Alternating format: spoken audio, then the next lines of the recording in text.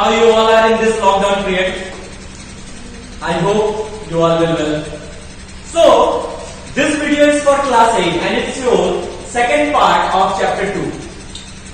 Synthetic fiber and plastic.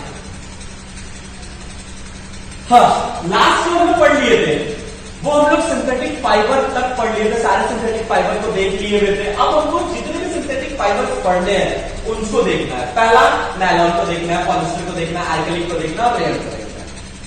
Nylon अच्छा, एक सबसे बड़ी बात जो आपको मैं बताना भूल रहा हूं, इस बार हम बोर्ड को भरते ही रहे। भरने नहीं रहने का रीजन क्या है? You are the student of class 8 and you have to write or mention all the properties of this synthetic fiber in your fair copy, and I will check after the lockdown when school will open. तो आज हम सिर्फ deal करेंगे और लिखने और fair करने वाला काम आपका। फोकस कीजिएगा, अगर आपके पास बुक है तो बुक ओपन कीजिए, बुक को सामने से इस वीडियो को देखिए।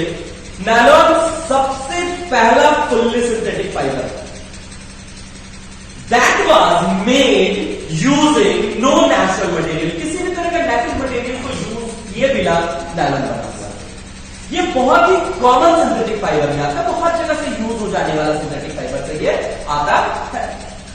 नायलॉन की बेसिक रॉ मटेरियल कोल है, पेट्रोलियम है, वाटर है, एयर है, और इसके कुछ कैरेक्टर है जो आपको ध्यान से सुनना है और बुक में भी है, ध्यान से समझने की कोशिश कीजिए। पहला, It doesn't wrinkle easily. Wrinkle मतलब होता है आप सिल्क का कपड़ा है, उसको आप आयरन नहीं करो, 2-3 दिन छोड़ दो तो वो मुकड़ा जाता है, ये wrinkle नहीं होता। दूसरा है, इसमें इलास्टिक बहुत ज्यादा होती है, ये स्ट्रॉन्गेस्ट होता है और सबसे हल्का फाइबर होता है। इसको आसानी से हम कलर कर सकते हैं, डाई कर सकते हैं।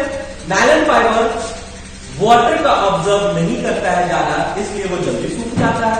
नायलॉन फाइबर स्ट्रॉन्ग होता है और साथ साथ स्टेबल होता है, हाईली ड्यूरेबल होता है, बहुत लंबे समय तक चलने के लिए होता है, और इस पे बैक्टीरिया और फंगी का भी ज्यादा फर्क नहीं पड़ता है। तो यदि आप लंबे समय तक चलने वाले कपड़ा खरीदना चाहते हैं तो आप प्लीज नायलॉन भी कपड़ा खरीदें। अब इसके इतने सारे क्वालिटीज के अलावा फिशिंग नेट्स, अम्ब्रेलाज, टूथब्रश, इन सब चीज में भी इसका इस्तेमाल किया जाता है। So we have completed nylon. Next one is polyester. Polyester ऐसा सिंथेटिक फाइबर है जो कि पॉलीमर से बना होता है, जिसमें मोनोमर्स ऑफ केमिकल जुड़े होते हैं, जिसे हम ईस्टर कहते हैं। And you will have to write the definition of Easter.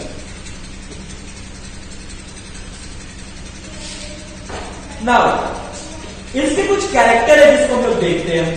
ये स्ट्रॉन्ग होता है, ये भी ड्यूरेबल होता है, इसमें केमिकल रेसिस्ट नहीं करता, केमिकल से इसको कोई खास फर्क नहीं पड़ता है, ये भी आसानी से व्रिंकल नहीं होता है, इसीलिए हम लोग पॉलिस्टर के कपड़े पे आयरनिंग नहीं करते। व्रिंकल ही नहीं होता तो आयरनिंग क्या करना। ये भी पानी को ऑब्जर्व नहीं करता है, इसमें जल्दी सूख जाता है, ये हाईली इन्फ्लेमेबल होता है। So we should take care while wearing this type of cloth or polyester type of cloth. ये इसमें जल्दी आग पकड़ लेता है, इसीलिए कहते हैं पॉलिस्टर का कपड़ा पहन करके कभी भी किचन में काम करने नहीं जाना चाहिए, क्योंकि आग उससे जल्दी पकड़ता है। एक टर्म है पॉलिस्टर फाइबर से जो क्लॉथ बनते हैं, shirts, trouser, tie, sari, curtains, high tensile strength. Tensile means एक खींचने पे जो फोर्स लगता है, दो रस्सी को अगर आप खींचते हो जो फोर्स काम करता है उसको टेंसाइल फोर्स कहते हैं। उसकी जो टेंसाइल स्ट्रेंथ है पॉलिस्टर फाइबर की, उसी की वजह से वो बहुत ज्यादा टेंसाइल स्ट्रेंथ होता है, उसी की वजह से उसको रोप्स के तौर पर भी इस्तेमाल करते हैं, रोप्स बनाने के लिए करते हैं। उनको पॉलिस्टर इज क्लियर। नाउ आर्कलिक। आर्कलिक पे हम लोग फोकस करते हैं। आर्कलिक लाइट वेट सिंथेटिक मटेरियल होता है जो कि वुल के जगह पे रिप्लेस करके बनाया गया। इट मींस कि जो काम ऊन नहीं कर रहा है, ऊन उतना महंगा है, जानवर का है, उतना हम उसको बर्बाद क्यों करें, जानवर को उतना क्यों तकलीफ दे, इसके वजह से हम इसका इस्तेमाल करते हैं। इसका इस्तेमाल करते हैं, आर्कलिक का इस्तेमाल करते हैं। इसके कुछ कैरेक्टर्स दिए हैं। आर्कलिक स्ट्रॉन्ग और लाइट वेट होता है, इसमें व्रिंकल जल्दी नहीं होता, इसलिए इसको भी आयरनिंग की जरूरत नहीं पड़ती है। आर्कलिक फाइबर जो होते हैं वो इंसेक्ट और केमिकल से रेसिस्ट करते हैं, मतलब उनसे हमें बचाते हैं।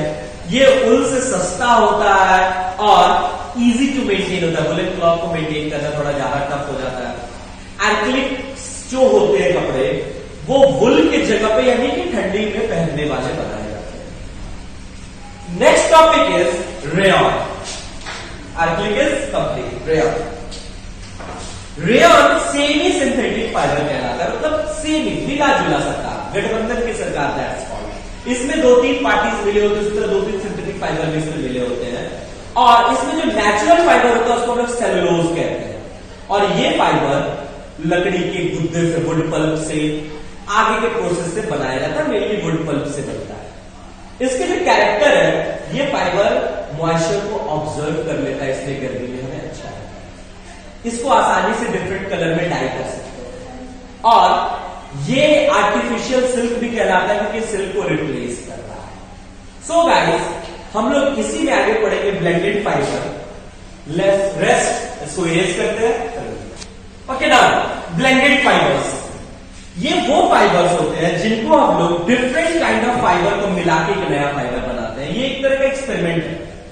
इसमें अगर बन गया तो वेरी गुड, 2, 3, 4, 5 अलग अलग तरह के फाइबर्स को मिला करके जो अलग यूनिक प्रॉपर्टी वाला फाइबर बनाया जाता है उसको हम लोग ब्लेंडेड फाइबर कहते हैं। फॉर एग्जाम्पल, कॉटन ब्लेंडेड जो है वो पॉलिस्टर दिया, कॉटन पॉलिस्टर के साथ जो ब्लेंडेड फाइबर हमको मिलता है वो कंफर्ट भी देता है, रेसिस्टेंस भी है, व्रिंकल को रेसिस्टेंस करता है, तो ये ब्लेंडेड फाइबर्स में आ गया। तो कुछ ब्लेंडेड फाइबर्स के बारे में हमें पढ़ना। पहला पॉलीकॉट, टेरिकॉट, टेरिक। पॉलीकॉट उन फाइबर्स को हम कहते हैं जो पॉलिस्टर और कॉटन को मिला करके बनता है।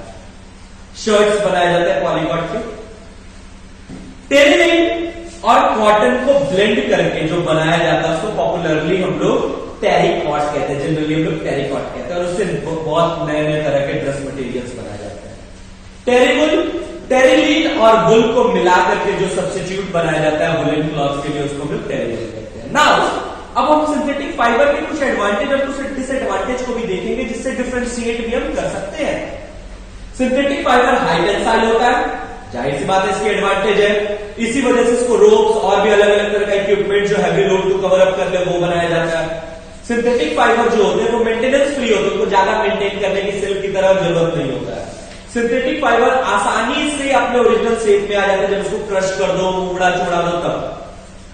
सिंथेटिक फाइबर लॉन्ग ड्यूरेबल होते हैं, लंबे समय तक चलने वाले होते हैं, सॉफ्ट होते हैं, कंफर्टेबल होते हैं, और ये सस्ते होते हैं, और नेचुरल फाइबर की अपेक्षा आसानी से मिलते हैं, सस्ता आपको मिलता है। इसके कुछ डिसएडवांटेज भी है जिन्हें हमें देखना है।